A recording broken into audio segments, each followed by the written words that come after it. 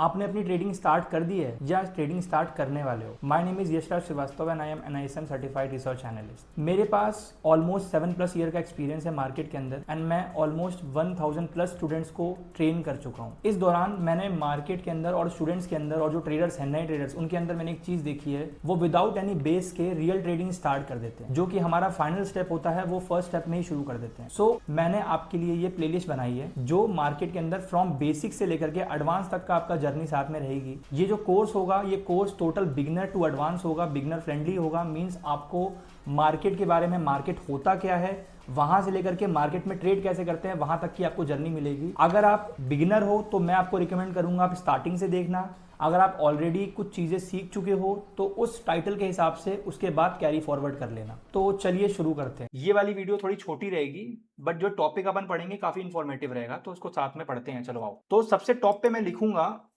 NSE, ये भी खोल लेते हैं भाई NSE। अब ये कुछ होता है, क्या होता है बताऊंगा मैं। फिर आएगा एक BSE इंडिया आ गया नीचे, इस पे आते हैं, इसको भी खोल लेते हैं। अब ये NSE BSE जो मैंने खोला है, ये होता क्या है? देखो भाई, NSE का फुल फॉर्म है नेशनल स्टॉक एक्सचेंज। NSE का फुल फॉर्म है नेशनल स्टॉक एक्सचेंज। BSE का फुल फॉर्म है बॉम्बे स्टॉक एक्सचेंज।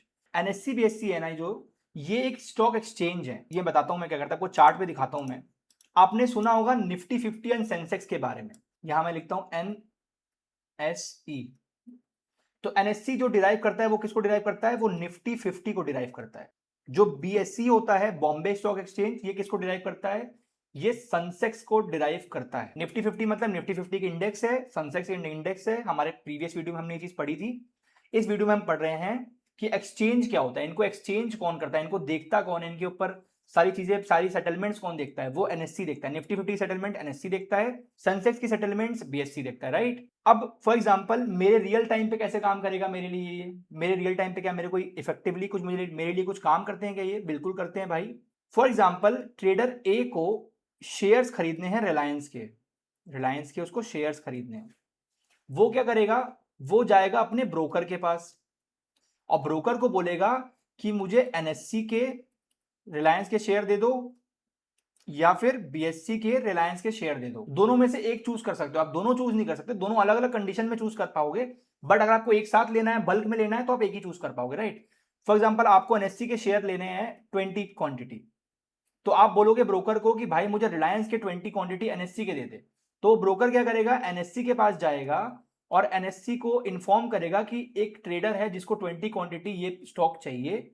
तो NSE अपने मल्टीपल ब्रोकर्स के पास कांटेक्ट करेगा कि कोई इसी टाइम पे, इसी प्राइस पे, उसी शेयर को सेल करना चाहता है। फॉर एग्जांपल कोई ट्रेडर B है जो सेम टाइम पे सेम शेयर सेल करना चाहता है, तो NSE फिर दोबारा उस ब्रोकर से कांटेक्ट करेगा। ब्रोकर क्या करेगा? उस क्लाइंट से बात करके, ऑब्वियसली बात नहीं करेगा, सेटलमेंट कर देगा through monetary terms, right.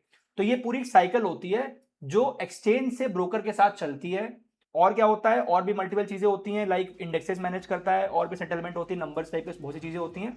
But वो हमारे काम की चीज नहीं। जो हमारे काम की चीज थी हमने पढ़ ली, और अब हम पढ़ते हैं नेक्स्ट टॉपिक इसकी अगली क्लास में। Thank you so much.